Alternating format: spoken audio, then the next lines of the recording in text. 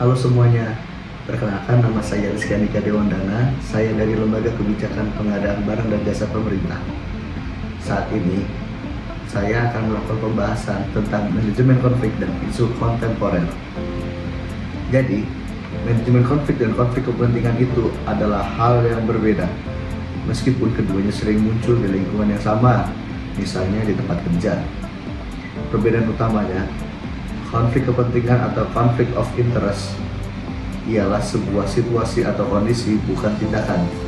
Situasi ini terjadi ketika seseorang memiliki dua peran atau lebih yang saling bertentangan.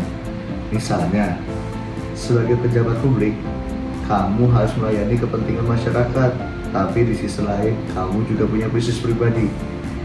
Jika kamu membuat kebijakan yang menguntungkan bisnis kamu, itu sudah pasti menjadi tindakan penyalahgunaan konflik kepentingan. Fokusnya, potensi penyalahgunaan wewenang. Contoh, seorang pejabat pengadaan barang di pemerintahan yang perusahaannya sendiri ikut tender. Di sini, pejabat itu sudah berada dalam situasi konflik kepentingan, bahkan sebelum dia melakukan kecurangan. Lalu manajemen konflik atau konflik manajemen ialah proses atau strategi untuk mengatasi perselisihan atau ketidaksepahaman antara dua pihak atau lebih. Tujuannya untuk mencapai solusi yang damai dan konstruktif. Perselisihan ini bisa muncul karena banyak hal, misalnya perbedaan pendapat, miskomunikasi, atau perebutan sumber daya. Fokusnya, penyelesaian perselisihan. Contoh, dua departemen di kantor kamu berselisih tentang pembagian anggaran. Manajemen konflik atau mediator akan masuk untuk mencari solusi, bukan untuk menghukum salah satu pihak. Jadi kesimpulannya, konflik kepentingan adalah sebuah kondisi atau situasi yang rentan disalahgunakan, sementara manajemen konflik adalah proses untuk menyelesaikan perselisihan. Konflik kepentingan bisa menjadi salah satu penyebab konflik yang perlu dikelola loh.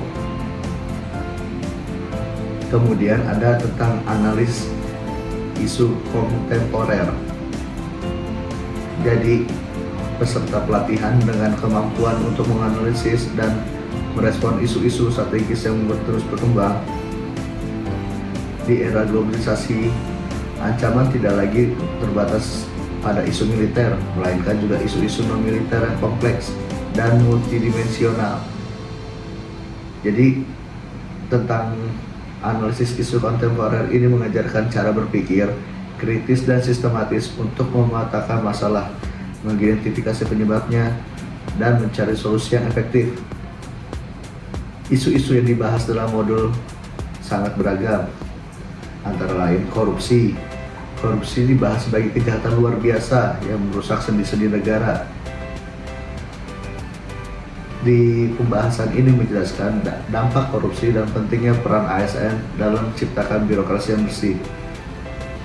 Menurut Undang-Undang Nomor 31 Tahun 1999 tentang pemberantasan tindak pidana korupsi beserta revisinya melalui Undang-Undang Nomor 20 Tahun 2001, secara substansi Undang-Undang Nomor 31 Tahun 1999 telah mengatur berbagai modus operandi tindak pidana korupsi sebagai tindak pidana formil,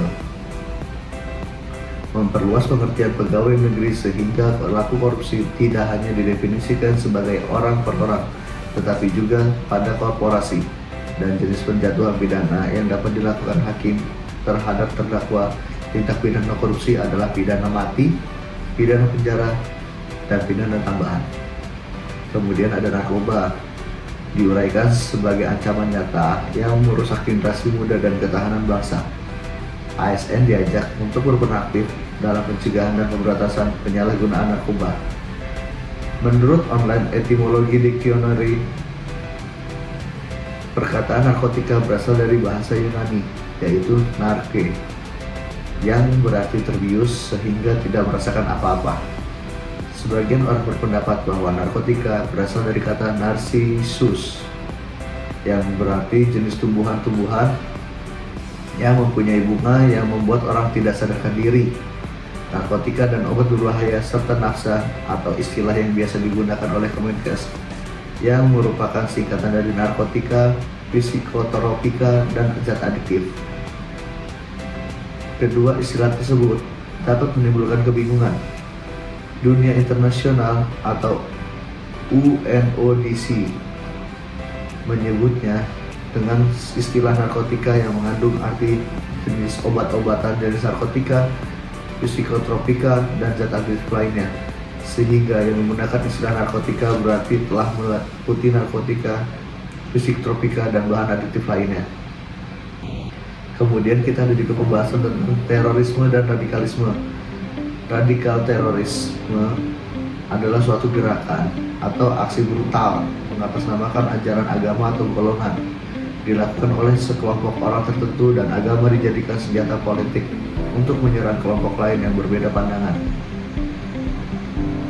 Dipaparkan sebagai ideologi yang bertentangan dengan Pancasila dan mengancam persatuan, ASN harus mampu menjadi benteng dari pemahaman paham-paham radikal yang dapat memecah belah bangsa.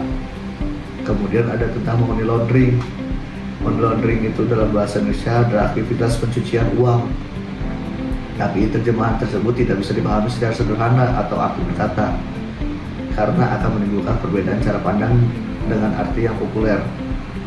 Bukan berarti uang tersebut dicuci karena kotor ya, kayak misalnya mencuci pakaian kotor. Money laundering itu dijelaskan sebagai tindakan pencucian uang hasil kejahatan yang merusak stabilitas ekonomi negara. Kemudian ada proxy war, yaitu perang terselubung yang digunakan pihak ketiga untuk mencapai tujuan negara tertentu. Di pembahasan ini menekankan pentingnya kewaspadaan ASN terhadap ancaman ini. Sejarahnya perang proxy telah terjadi sejak zaman dahulu sampai dengan saat ini yang dilakukan oleh negara-negara besar menggunakan aktor negara maupun aktor non-negara. Kepentingan nasional negara-negara besar dalam rangka struggle for power dan power of influence mempengaruhi hubungan internasional. Proxy war memiliki motif dan menggunakan pendekatan hard power dan soft power dalam mencapai tujuannya. Kemudian ada kejahatan media sosial. Nah, kejahatan media sosial nih yang paling sering ada di kehidupan kita sekarang. Kita bisa lihat dari komen-komen tuh yang menebarkan isu-isu kebencian atau video-video provokatif.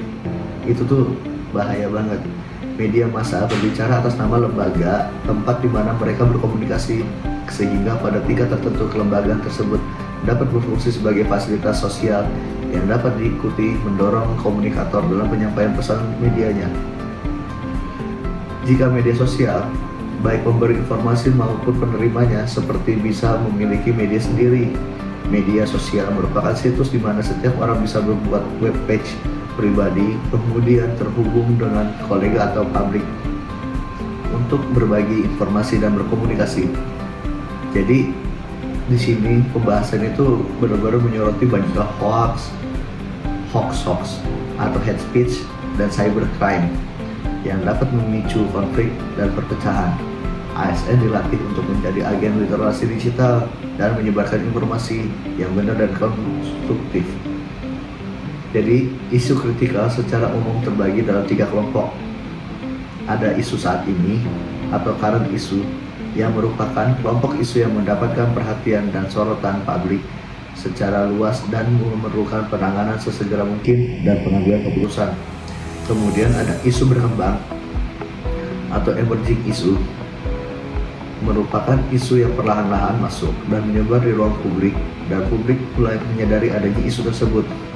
Yang kemudian ada potensial isu atau isu potensial, merupakan kelompok isu yang belum nampak di ruang publik namun dapat terindikasi dari beberapa instrumen seperti sosial, penelitian ilmiah, analisis intelijen, dan sebagainya yang mengidentifikasi adanya kemungkinan merebak isu dimaksud di masa depan. Jadi dengan mempelajari hal-hal ini, diharapkan ASN memiliki kesadaran dan kepekaan terhadap isu-isu krusial tersebut, serta mampu mengambil langkah preventif dan solutif di lingkungan kerjanya. Kemampuan analisis ini sangat penting agar ASN tidak menjadi korban, melainkan menjadi bagian dari solusi setiap permasalahan bangsa. Terima kasih.